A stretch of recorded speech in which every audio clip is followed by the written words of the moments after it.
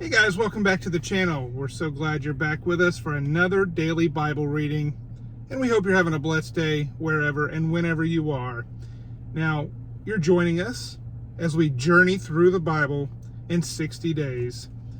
And of course, it's not the whole Bible in 60 days, but it is a good summary or a good taste of the Bible. And this plan's great for kids, families, individuals who just want to get a feel for the Bible. Now, you can follow this plan and other plans like it by going to a website called questionsgod.com. That's questionsgod.com. They gave us special permission to use this plan on YouTube. So thank you to them for that. And you can also check the playlist on our channel as we have built up there. We now are going into the second half. This would be considered day 31. And we are going to be continue reading out of the NIV. That's the New International Version, and we're going to be starting a new book today, Ezra. So the last time we talked about the fall of Jerusalem, and now we're going to be talking about rebuilding the temple. We're going to read Ezra chapter 1 and chapter 6. And Ian is going to be reading for us today. And you can start whenever you're ready. Cyrus hopes the exiles to return. In the first year of Cyrus, king of Persia, in order to fulfill the word of the Lord spoken by Jeremiah, the Lord moved the heart of Cyrus, king of Persia, to make a proclamation throughout his realm and also to put it in writing. This is what Cyrus, king of Persia, says. The Lord, the God of heaven, has given me all the kingdoms of the earth, and he has appointed me to build a temple for him at Jerusalem in Judah. Any of his people among you may go up to Jerusalem in Judah and build the temple of the Lord, the God of Israel, the God who is in Jerusalem, and may their God be with them. And in any locality where survivors may now be living, the people are to provide them with silver and gold, with goods and livestock, and with freewill offerings for the temple of God in Jerusalem. Then the family heads of Judah and Benjamin, the priests of the Levites, everyone whose heart God had moved, prepared to go up and build the house of the Lord in Jerusalem. All their neighbors assisted them with the articles of silver and gold, with goods and livestock, and with valuable gifts, in addition to all the freewill offerings. Moreover, King Cyrus brought out the articles belonging to the temple of the Lord, which Nebuchadnezzar. Is that how you say it? Nebuchadnezzar. Yep. Yeah, had carried away from Jerusalem and had placed in the temple of his God. Cyrus, king of Persia, had them brought by Mithridath, the treasurer, who counted them to Sheshbazzar, the prince of Judah. This was the inventory: 30 gold dishes, 1,000 silver dishes, 29 silver pans, 30 gold bowls, 410 matching silver bowls, and 1,000 other articles. In all, there were 5,400 articles of gold and silver. Sheshbazzar brought all of these along with the exiles when they came up from Babylon to Jerusalem. Now, Ezra chapter 6. The decree of Darius. King Darius then issued an order, and they searched in the archives stored in the treasury at Babylon. A scroll was found in the citadel of Ecbatana in the province of Media, and this was written on it: Memorandum.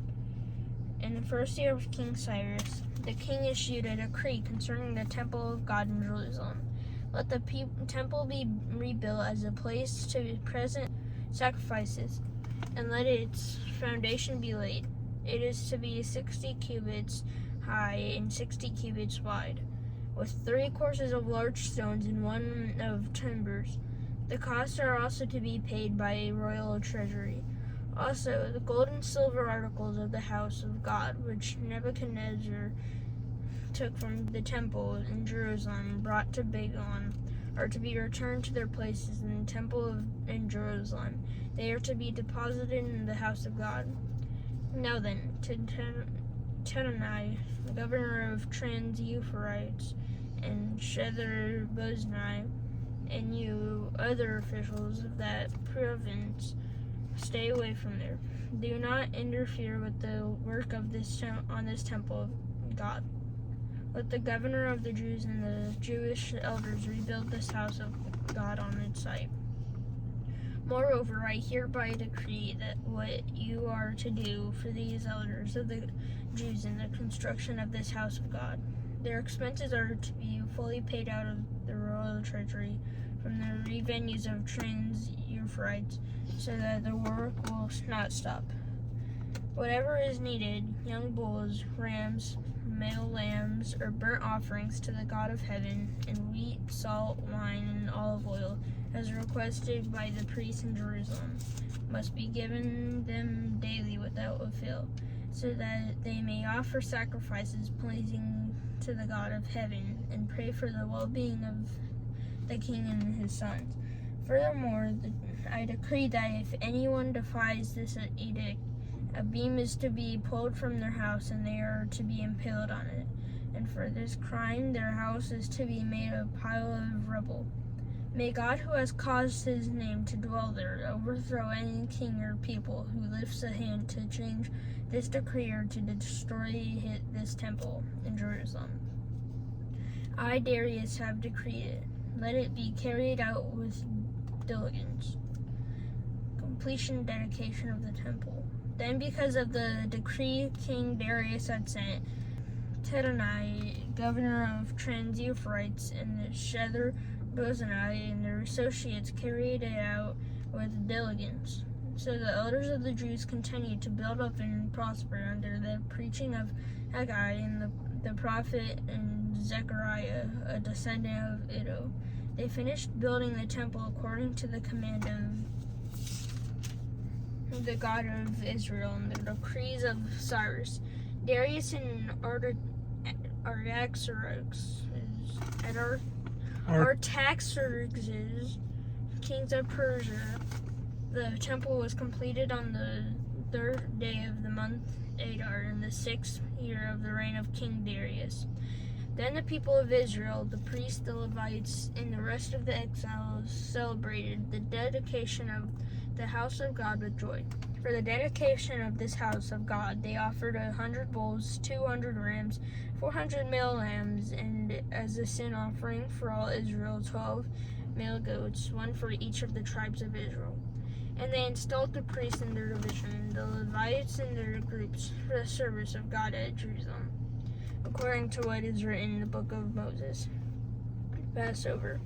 On the 14th day of the first month, the exiles celebrated the Passover. The priests and the Levites had purified themselves and were all ceremonially clean. The Levites slaughtered the Passover lamb for all the exiles, for their relatives, the priests, and for themselves. So the Israelites who had returned from the exiled, together with all who had separated themselves from the unclean practices of their Gentile neighbors, in order to seek the Lord, the God of Israel, for 7 days, they celebrated the festival of unleavened bread, because the Lord had filled them with joy by changing the attitude of the king of Assyria, so that he assisted them in the work on the house of the God of Israel. So, you might not have known this, but before we named you Ian, we almost named you Artaxerxes. Yeah. No. Yeah.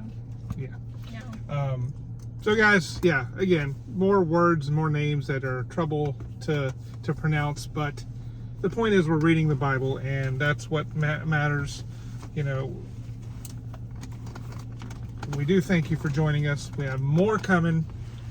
Like I said, we just hopped over the halfway point, and now we invite you to continue along with us. Monday through Fridays, we read the Bible. Saturdays and Sundays we try to put some different videos out for you. Sometimes they are biblical in nature. We've done a couple different videos lately with asking friends their favorite Bible verses, things like that. But we do some things as a family as well, going to try different things in the drive-thru, or trying some weird sodas, or trying just having fun. So again, we're a family channel, guys. If you like this kind of content, please go ahead and hit the subscribe button and share our videos with your friends. That's how we grow our channel and how we can get into suggested feeds with the YouTube algorithm. So again, guys, thank you for joining us. We'll see you on the next one. God bless.